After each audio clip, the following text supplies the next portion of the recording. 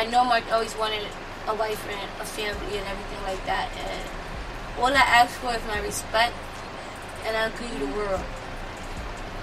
Just give me my respect. And even if you disrespect me, you need to show respect and show, you know what I'm saying, remorse and all that, and we could come together. And I see how much more happier my daughter is when we're co-parenting and we're happy. She just woke up yesterday morning, got her sleep. When Daddy coming home, we need to have 8 more kids so we can have a whole family. We need 9 kids in the family. Like, dang, she want 8 more brothers and sisters. Woo. Yeah, and I would like to say, like, you know, when you get that deep gut feeling that something's doomed or something's wrong or something, like, whenever I think about his kids and everything that's going on, I don't get that feeling. And I'm a very realistic person, and I feel like, you know, he's going to come out. They're going to make him stay in there for some time. They're going to try to get as much time out of him as possible. Yeah, but eventually they're going to have to send him home. I don't understand what case in this world has no forensic evidence. All circumstantial evidence here says she said. So they didn't catch him at the crime scene? They didn't catch him with no firearm? Nope, there was no firearm. In whatever video they had, all they did was have him going into his vehicle. And if there's shots fired, who's not going to go to their vehicle? They kept saying he had a mask and a ratchet. There was neither in his hand. In the video. Exactly. Neither. So what can you say? It's all circumstantial. So if he has a good lawyer, then that kind of hurts me too, because I feel like public defenders. Oh, so those are public work defenders. For the prosecutor. Yeah, they work for the prosecutors. So I stay on them and make sure they do what they gotta do.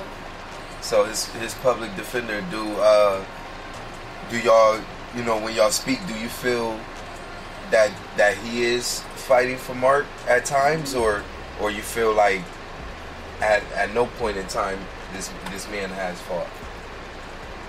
A little bit. I feel like he don't do no work until it's time for Mark to go back to court. Okay. And then he play catch up and then do what he gotta do. So he's brushing through the folder as he's on his way to the courthouse. Yeah, basically. Because he got 40, 30 other cases. Yeah. And I wish that I could afford him a private attorney, but it's just not possible. And, you know, I want to help him. So that comes in my degree. And he be looking at me like, damn, you put more work for me. Yeah, that's what you're supposed to do. That's what you're paid to do, right? Like, come on, man. Yeah, definitely. That's this man's life out here. That's, you know, that's nothing to you. That's something you sit over wine with your wife after work and talk about like it's nothing. These are people's lives. These are people's families. That's your main agenda, to tear apart the strong black family. Absolutely, that's a fact. Especially that you're young and you got an education and you're going in the field that can make changes. They don't want us in those positions where change can be made. So that's why I keep telling people we need to start educating our kids, and education starts within the home. And education don't only start with your kids. If you even babysitting a kid, I don't care if it's your nephew, I don't care if it's your girlfriend kid, I don't care who kid it is. If it's a kid, you should be educating that child, because that child affects your child. You teach them as much as possible. I teach my daughter a lot. I remember her teacher came to me and was like, you know, I teach Karma simple things like, if you agree, say I concur. If you don't, detest.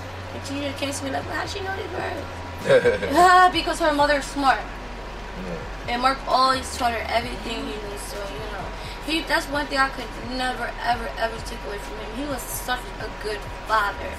And I think that's another reason why I hurt so bad. Because my daughter deserves that.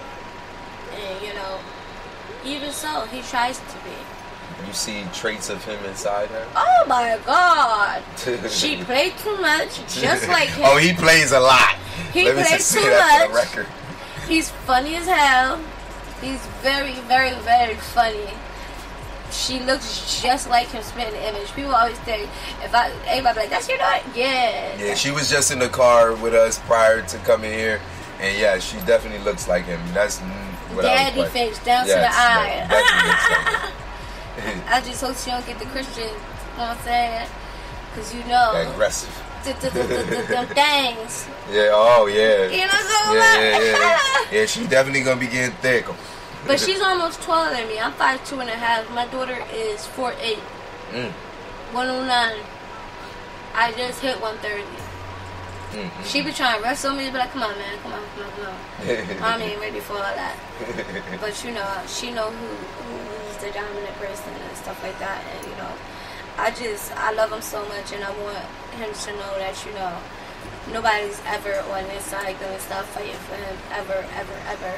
So what's up with your family? What's going on with your side of the family? Do you have on your side of the family some type of support, you know, or they having to live their life? He writes my mother all the time. Okay. She got her Mother's Day card. I got mine late, and he was like, Queen Peaches. And you know, he did write my mother, and he's like, you know, thank you for bringing me into your family. I think I showed him another side of life outside projects, you know. I wanted to bring him to Europe with me to show him where I played soccer at. You played soccer? Oh, I played soccer my whole life. I played for America when I was 12 and 13 in Germany and Holland. Yeah? Yeah, I do it all. And I'm teaching my daughter now how to play soccer. You know, I've done a lot, and I want to teach. I want to show my daughter a lot, and I've shown her there's so much more outside of Bridgeport. Definitely. They just have this outlook on him. And to me, it's sad because they feel like certain people can never outgrow how they used to be. Like, just for example, you as a 17-year-old man, and now it's two completely different people. Yes. I don't feel like anything that you did at 17, 18, 19, 20 should be held against you now. Yes. I can tell from when I first met you how different you are. You know what I'm saying? Yeah, definitely. I've definitely transitioned. But definitely I see that he always be making funny like we're a new guy with the voice and stuff when you be freestyling and stuff. Mr. Promoter, what up? Yes, sir. Yes, definitely. Y'all can ask us questions. It's your boy Corona Negra. We on Gloves Off / Breakthrough. Huh? We gonna be everywhere, man. We gonna bring the best of the best together, you know, out here in Connecticut. This young lady is telling her story, you know, speaking pertaining to growing up, you know, at a young age, being married, having her child's father ripped from her. He went to prison, was facing a murder charge. He is facing a murder charge, being questioned pertaining to others, going through chemo, having to deal with lupus and the trials and tribulations of that. And while dealing with a 7-year-old daughter, and while taking care of a 7-year-old daughter. This is all true. Like I said, on Gloves Off and Breakthrough, we do not sugarcoat. Nope. We do not bite our tongue. Nope. We do not beat around the bush. And if we find out you lying, we air you out. We airing you out. Huh? I gotta just keep reiterating that, so I apologize for those that have been watching from the beginning, but I have to reiterate that because I was watching your show like 2 days ago or the other day, and somebody called and was saying some off the wall weird stuff, you know, because it's always weirdo somewhere. Yeah, it get wild, but this is live. This is so whatever you say, you held accountable for what you say. Own your own shit, because I definitely own mine, you know, and we all in here, we all coming genuine, sincere. We all from Bridgeport, Connecticut. You know, we representing the whole CT as a whole. You know, the East Coast as a whole. Yeah, we need Bridgeport on the map because there's too much talent out here. There's too much, you know, realness. Definitely. You know, they go to the, I don't want to say the cornier parts, but the parts that where people don't, they read it in a book, they don't live it, they don't see it. You know what I'm saying? Yeah, facts. And it's like, come on. We don't even out here in Bridgeport, we don't even have no community centers, like programs for the kids. They took it away. School. Yeah, all that. Like, that shit is crazy. In April, there's going to be no lunch for our children. Why does the mayor and the police chief get raises but there's no money for snacks and papers for our children. That's crazy. Not fair. Education is a very big thing to me. Yes, that is definitely not fair. But I told you, man, this is a paycheck for people. You know what I'm saying? A lot of people need to pay attention and understand that even the government shutdown is a paycheck. Don't think that they're not doing something looking for a specific response. You know, population control, you want to call it purge, I don't care what you want to call it. Yeah. You know what I mean? Whatever you want to title it. Wake up. Just know you better wake up, or your ass gonna be lost in the sauce. Because if they come with martial law it's over. Or anything of that nature, we finito, man. So if we don't come together and start helping each other out, helping our community out, just like this young lady told her story, you know what I mean? And definitely, I don't come and check on you and all that to stroke anybody ego is a personal thing. That's my childhood friend. He beared a child with you. It's only right that loyalty does not have a limitation. And that's why I respect you. So, real shit. If you ever needed anything from me, all I need you to do is get healthy, stick around, trying, and let's take care of this beautiful young lady. Trying, you know what I mean? And you're doing a hell of a job, cause shit, like from the time since I've been home talking to you, and that was all the way in freaking March, April, all the way till now. Like I said, you even within that time span, almost a year, you've got healthier. Because I remember you saying that you might need me to babysit for you to go to chemo and all that. You gotten healthier.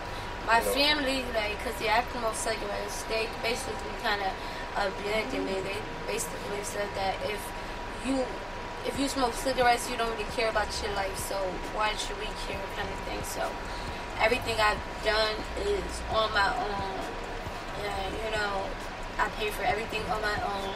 Car, bills, everything. I don't even want to tell you how much they sent me for some period, how much I made last year and how much I paid all my bills with, and still come outside looking decent, but that's not a priority to me. If my daughter don't get, I don't get.